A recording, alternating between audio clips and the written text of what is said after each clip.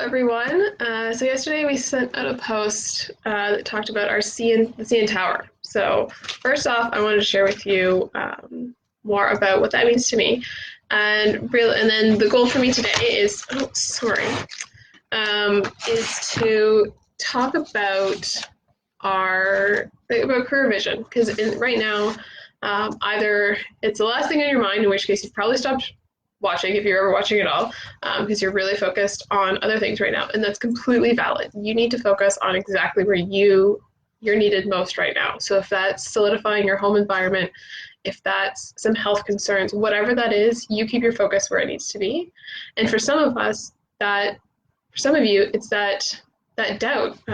Maybe you're in university and school's closed down, or you were just about to start a new job, or your job now no longer exists, because we're all at home doing our best to stay active and to stay engaged. So if you're in the category of, oh my goodness, what's going to happen with my career now, you're in the right place. We're going to talk about career vision. So this is an excerpt from, a talk that I'm actually going to be doing on Monday for Hervolution. We'll share that link later. And from an excerpt of a series that I've done, and we're going to talk today, about vision and how we can, even amongst uncertainty, this is when we need that vision even more. Now we may end up taking smaller steps to get towards it than we thought we would, and it's still possible. It's still possible to move forward towards the career that we most desire, we most dream for, with these crazy uncertain times. Like I said, it just might be some smaller steps. So the CN Tower, and this to me is a great metaphor for it all, and I use it in a lot of my talks. So when I was growing up, I grew up in Oakville. I now live in Toronto. When I grew up in Oakville, we did all the things there. However, my family, we came into the city to go to baseball games, usually baseball games. We were fortunate to go to a Leaf game or two. However, mostly it was baseball games, or maybe we come in for the odd play or something. So, driving in the city, I don't like it now. My parents weren't thrilled about it back then either. So we would often take the GO train into the city. And so we'd all hop on the GO train in Oakville. We head downtown, get off at Union Station. It was great. Follow my parents.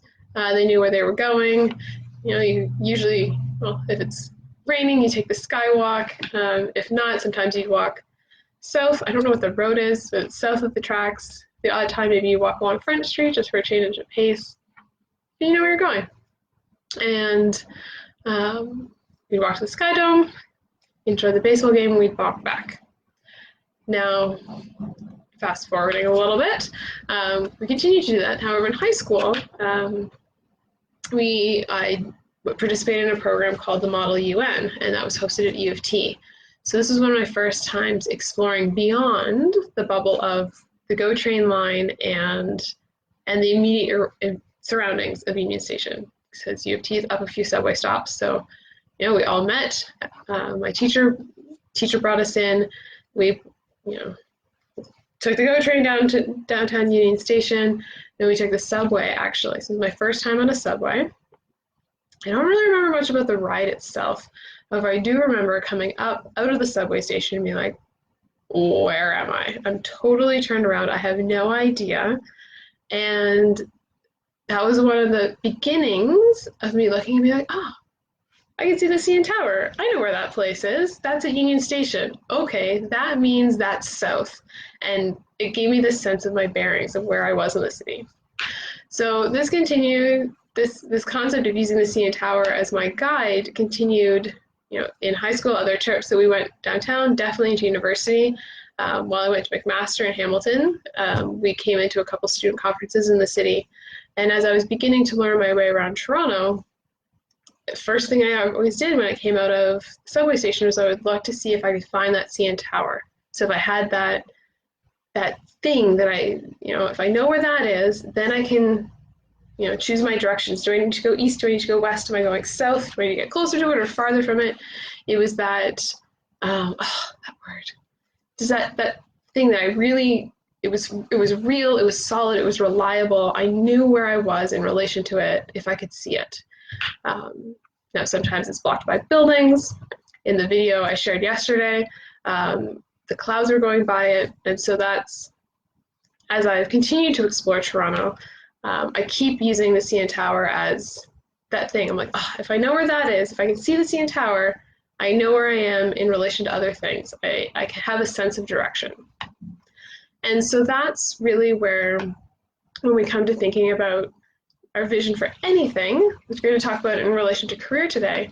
However, you can apply it to any other concept. We'll keep it to career just to make it easier so we don't have to talk about all the different examples. So when we talk about a career, for me, I've always thought about what is my CN Tower? What am I going towards? What can I use as my calibration about if I'm getting closer or further from what I most want? So that's the creating your own personal CN Tower. What is it what's the thing that you can use to calibrate and to know where you are in relation to things? So with our career, first step, and we'll talk about other steps in future videos, but today I want to focus on the first step of our vision. So afterwards, I will share a link to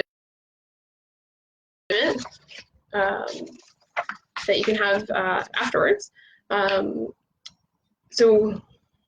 with our career, we need to know where we're going.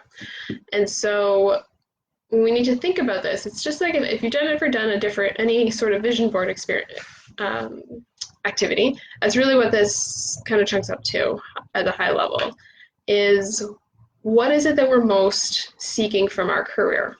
What is it that we're looking to have, to do, to be?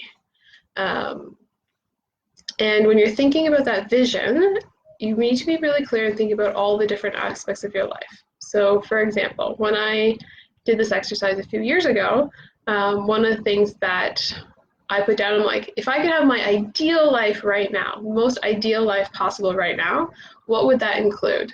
And one of the things that I said was paddling a canoe to work. I love paddling. I love being outside.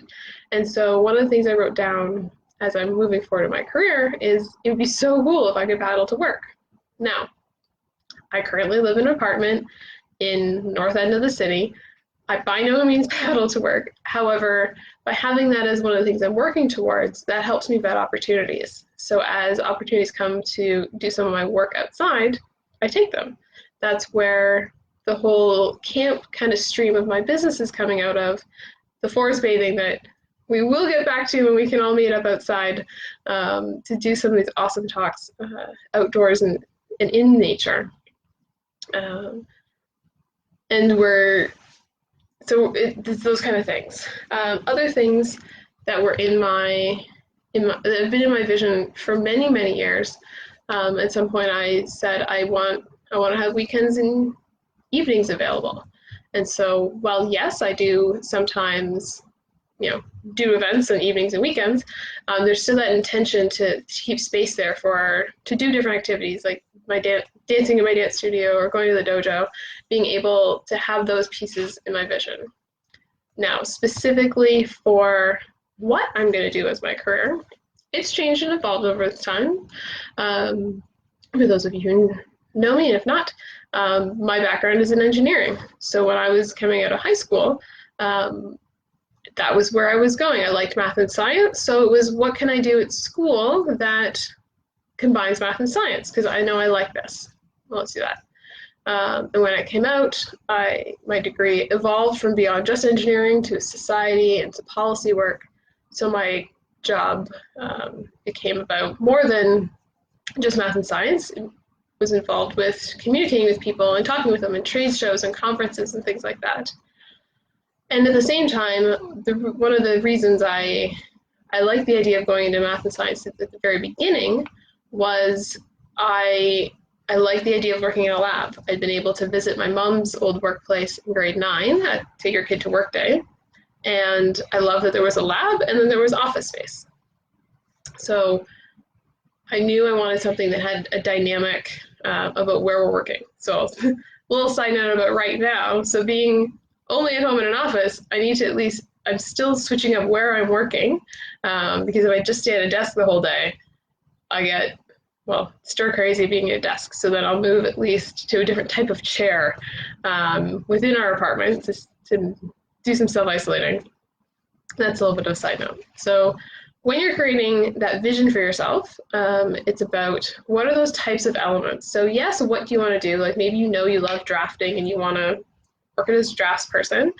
And it's the types of things that you want, the type of work. Do you want to work with a team? Do you want to work with people one-on-one?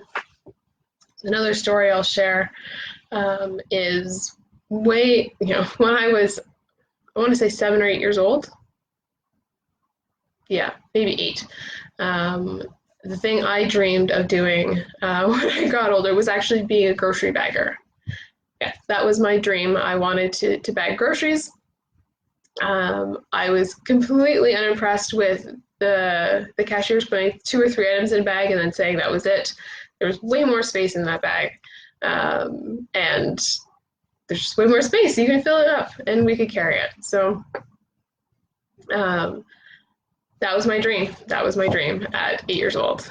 Now, moving forward, one of the things you can take from that is why did I want to bag groceries? Well, there was inefficiencies. I could physically carry more, and so those kind of things have carried forward. So the efficiency and like how can we maximize our resources is something I've carried through all of my work. It makes lots of logical sense why engineering was appealing when you think about the efficiencies and how we streamline processes and make it better. And even in my now work, for me, it's all about guiding you to be most efficient. So we're going to wrap the video up in a second because today I wanted to really focus on just expanding what that vision may be for you. Really think about all the different things. And in this extra elbow room that we have these days, like use some of that space to really think about, like, in an ideal world, forget about what it looks like right now. In an ideal world, how would your world work? What kinds of things would be there? Because that efficiency from wanting to bag groceries, I bring to my now work, and like, let's be as efficient, as streamlined as possible when we're talking about these topics. So